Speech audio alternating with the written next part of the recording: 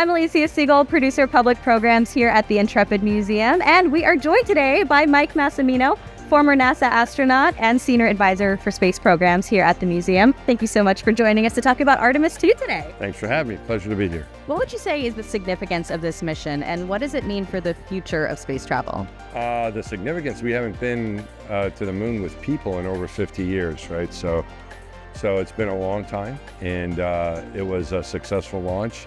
It was also a very cool flyby of the moon, and the Apollo missions, they took pictures and so on, but they were mainly scouting for a landing site on Apollo 8, and then landing site. They landed on the other missions, or tried to at least. On Apollo 13, they had to come back. But one of the purposes of this mission, while they were in the neighborhood, was to map the moon as best they could and describe what they were seeing. And that was a big part of their training. They trained for years, and a big chunk of that was to make these observations. So I thought it was kind of cool that they described what they were seeing. It was like we were with them, because that was part of what their job was. Usually your job is doing something else, and you might see stuff and tell people about it later.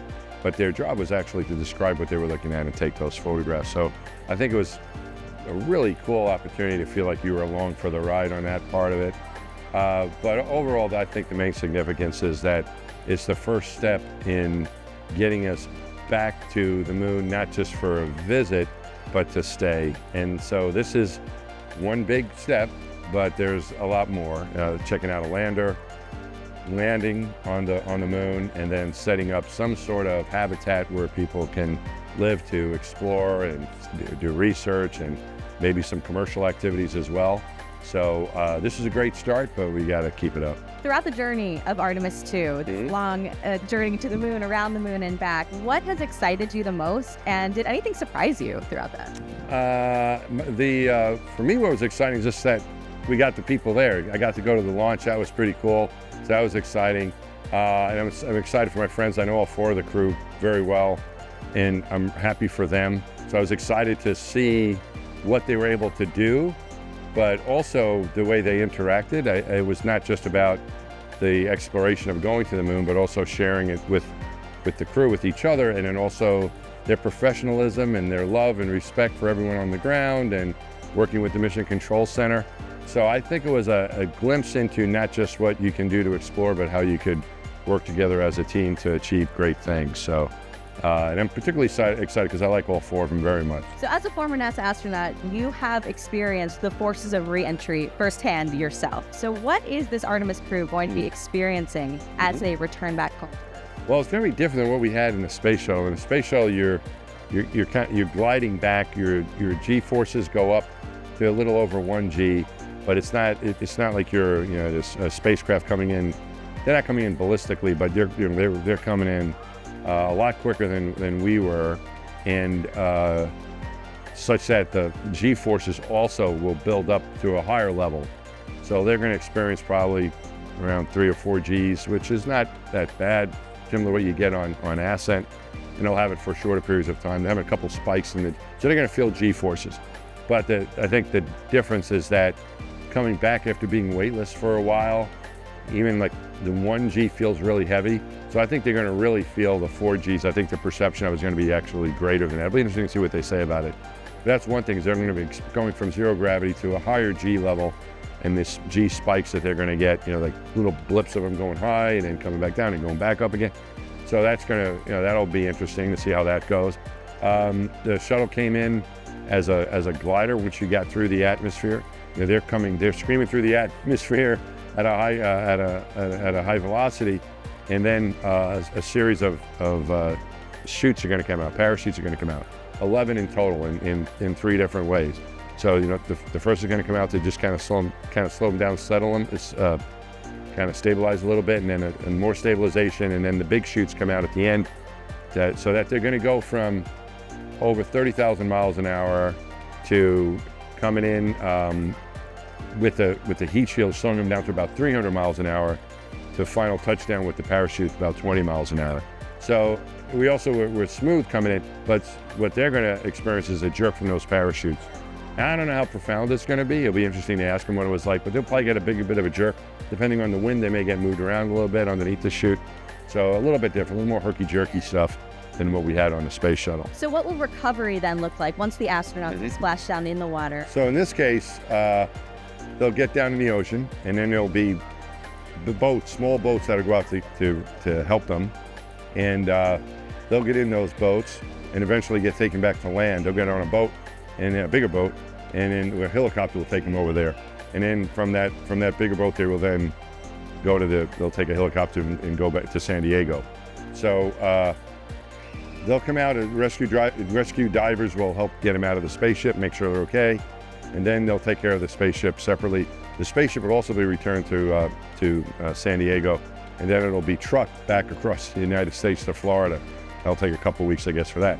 The astronauts, though, when they get back to, probably on the recovery boat, they'll be checked out by a doctor and make sure that everything's okay, and then they'll be transported to San Diego, and then I think pretty quickly back to Houston. I don't think there's any reason to keep them in San Diego unless there's something going on medically, but they'll probably get pretty quickly back to Houston. What they'll feel like is probably off balance. So all of them, Jeremy is a first-time space flyer. The other ones have been in space before for longer durations, for 6 months or more. So there will be a quicker adaptation period for them, only being up there for 10 days. But similar to what I had on the shuttle, 12 days and 14 days with my missions. And you're just off balance. Your inner ear, your vestibular system doesn't work in zero gravity. It leads to a little stomach upset usually. You feel a little nauseous from that, like motion sick. But then your brain adapts and doesn't listen to that anymore, to the input. There's no input coming in. It's not looking for it. And then you get back on the ground and all of a sudden gravity kicks in, and you really feel like you're off balance as your brain is starting to adapt to the new environment. And so that's what they're probably going to feel, a little off balance, but 10 days is not going to be that much of an issue for them. I think within a day or two, they'll be full up again. How does this mission around the moon compare to your own missions in low Earth orbit? This was a lot better, I think. They went a lot further. They saw some cool things. I enjoyed my mission. I was very happy to go on my missions, of course, too. It's different. They're a long way away. That was the main difference. They went to the moon. So the space station flies at about 250 miles. Where I went at Hubble was a little bit higher than that, 350 miles.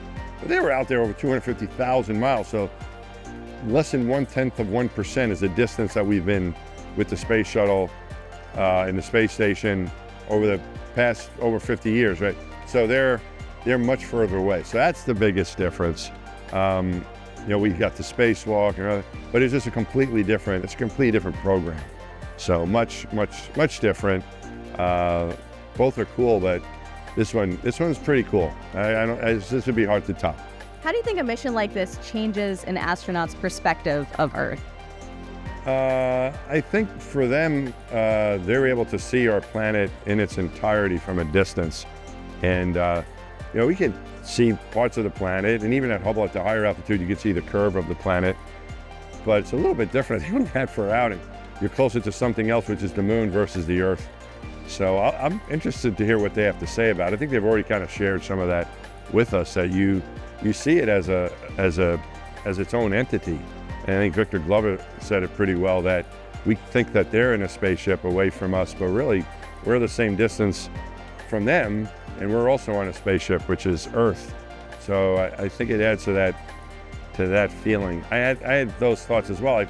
When I'm looking at the planet, I was like, wow, it's really a planet. But I think from their perspective, it's a little bit different. They're really they're outside the gravitational neighborhood of our planet, and they had a much different look at it. So, but I think it's probably the same type of thing, but just you don't see as much detail. But you see the Earth as its own, like kind of in the distance, and realize everybody's down there. I mean, everyone that's ever lived has been there, and those who come after us are all going to be there, that one place.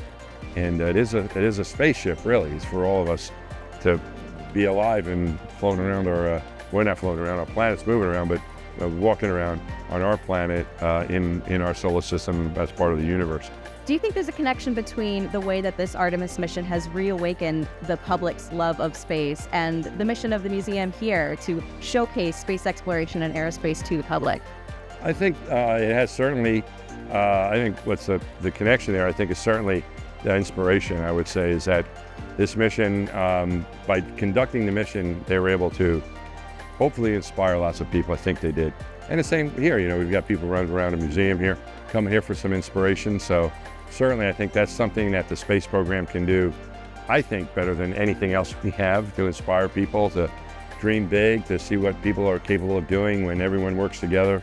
And that's certainly what the message is here, and also with this Artemis crew and with the space program as well. So yeah, I do think that there's a connection.